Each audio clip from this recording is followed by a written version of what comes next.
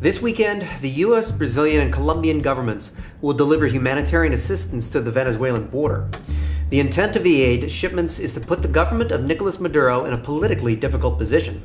If Maduro rejects the aid, as he has threatened to do, then it will harm what little domestic support he retains from voters.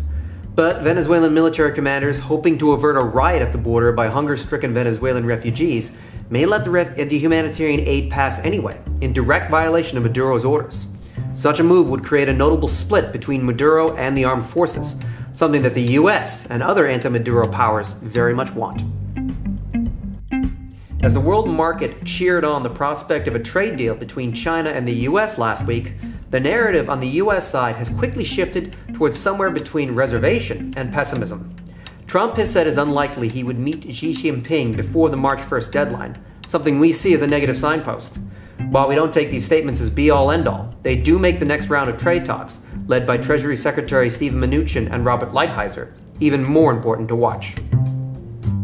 The White House's defense of Saudi Arabia over the killing of Saudi journalist and dissident Jamal Khashoggi is under consistent congressional pressure, but we're watching to see if a supermajority able to overcome President Trump's veto exists over the issue.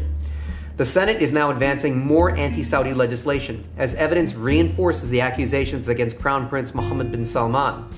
Because most Americans view Saudi Arabia unfavorably anyway, Congress has few domestic constraints for escalating legislation against the kingdom.